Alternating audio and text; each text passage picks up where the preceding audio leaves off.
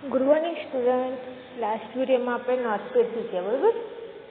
તો આજે આપણે નોટપેડની વિન્ડોને ફરી એકવાર એક્સપ્લેન કરી લઈએ કે નોટપેડ વિન્ડોના કેટલા ભાગ છે અને કયા કયા.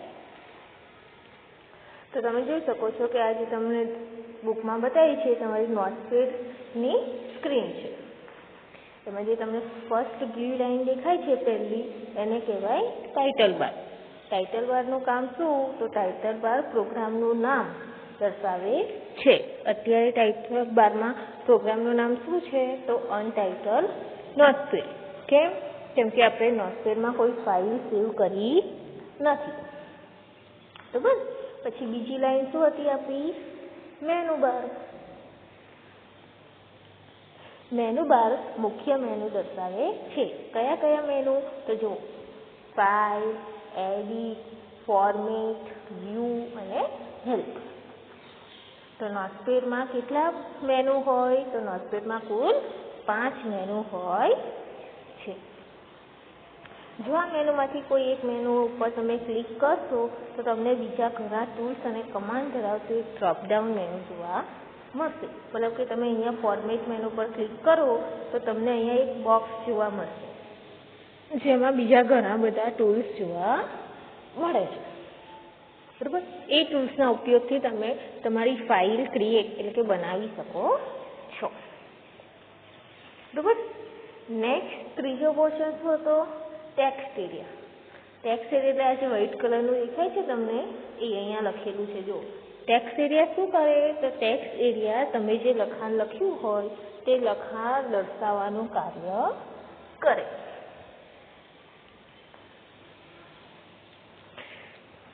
ટેક્સ્ટ એરિયા એટલે નોટપેડ વિન્ડોનો એ ભાગ જ્યાં તમે ટાઈપ કરી શકો છો.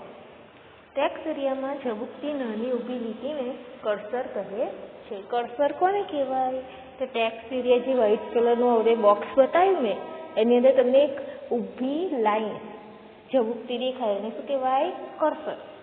સ્ક્રીન પર તમે ક્યાં છો તે કર્સર દર્શાવે છે. જ્યારે તમે લેટર કી, નંબર કી દબાવશો ત્યારે જ્યાં કર્સર હશે ત્યાં તે અક્ષર કે અંક ટાઈપ થયેલો દેખાશે અને કર્સર એ જ જગ્યાએ જમણી બાજુ ખસશે. જ્યારે તમે માઉસ પોઇન્ટરને ટેક્સ્ટ એરિયામાં લઈ જશો ત્યારે માઉસ પોઇન્ટરનો આકાર બદલાશે અને આઈ જેવું દેખાશે. હવે કીબોર્ડનો ઉપયોગ. નોટપેડમાં વિદ્યાર્થીઓને કીબોર્ડના ઉપયોગના મહાવરા માટે શિક્ષકે ફોન્ટ, ફોન્ટ સ્ટાઇલ અને સાઇઝ પસંદ કરી આપવાના.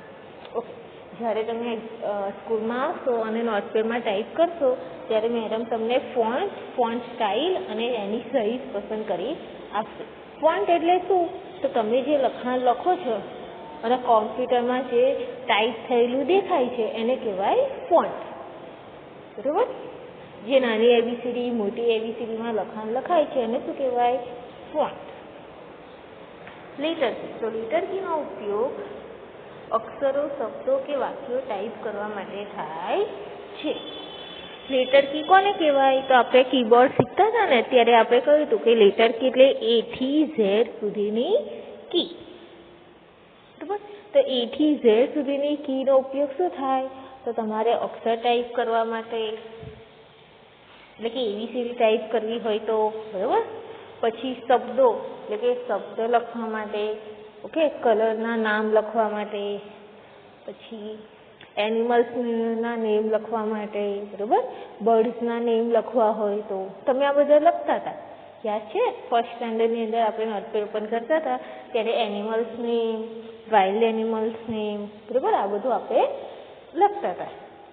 તથા વાક્યો ટાઈપ કરવા એટલે કે માય સેલ્ફ જેવો કોઈ એસે એટલે નિબંધ લખવો હોય તો બી તમે લેટર કીનો ઉપયોગ કરીને લખી શકો. લેટર કી પર બધા અક્ષરો કેપિટલ અક્ષરો છે, પરંતુ જ્યારે તમે કોઈ લેટર કી દબાવશો ત્યારે સ્ક્રીન પર તમને નાના અક્ષરો દેખાશે. હવે જ્યારે આપણે કીબોર્ડ જોયું ત્યારે જોયું હતું કે કીબોર્ડમાં જેટલી બી લેટર કી છે, લેટર કી એટલે કે A to Z નંબરની કી, એ બધી કેવી છે? મોટી એબીસીડી, બરાબર? નાની એબીસીડી છે નહીં. બટ જ્યારે બી તમે એ દબાવશો ત્યારે સ્ક્રીન પર એટલે કે મોનિટરમાં તમને કેવી એબીસીડી જોવા મળશે? નાની એબીસીડી, બરાબર?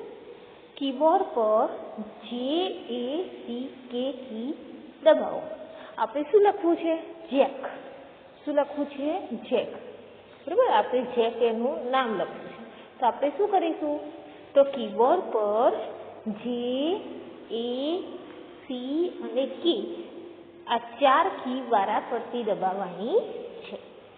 જ્યારે તમે વારાફરતી દબાવશો તો સ્ક્રીન પર જેક JACK શબ્દ નાના અક્ષરોમાં દેખાશે. તમે દરેક અક્ષર ટાઈપ કરતા જાઓ તેમ તેમ કર્સર એક જગ્યા જેટલું જમણી તરફ ખસતું જશે.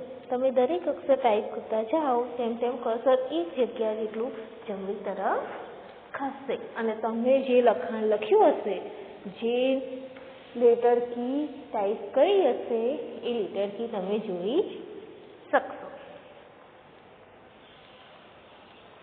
જો તમે અહીંયા જોઈ શકો છો, આપણે JACK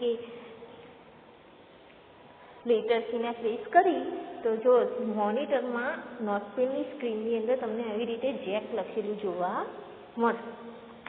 હવે જેકની પાછળ જો કેની પાછળ તમને એક ઊભી લીટી જોવા મળે છે, બરાબર. આ ઊભી લીટીને શું કહેવાય? કર્સર. શું કહેવાય? કર્સર. જ્યાં કેની પાછળ ઊભી લીટી છે અને કહેવાય કર્સર. કર્સર શું દર્શાવે?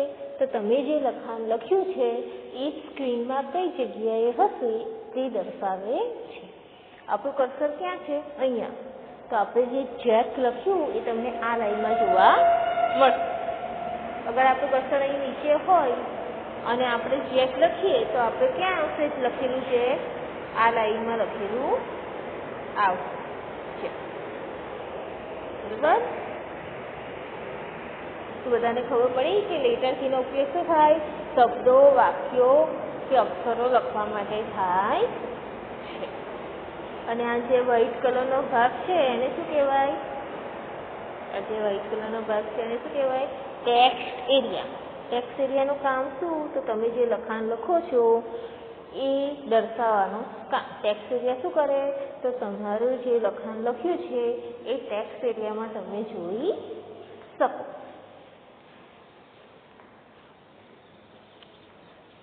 નેક્સ્ટ વિડીયોમાં આપણે શું જોઈશું? સ્પેસ બાર કી. સ્પેસ બાર કીનો ઉપયોગ. બરાબર, કીબોર્ડ જ્યારે આ સેકન્ડ ચેપ્ટરમાં આપણે શીખ્યા ત્યારે આપણે સ્પેસ બાર કીનો ઉપયોગ જોયો હતો. તો આ નેક્સ્ટ વિડીયોમાં આપણે એ ફરી રિપીટ કરીશું.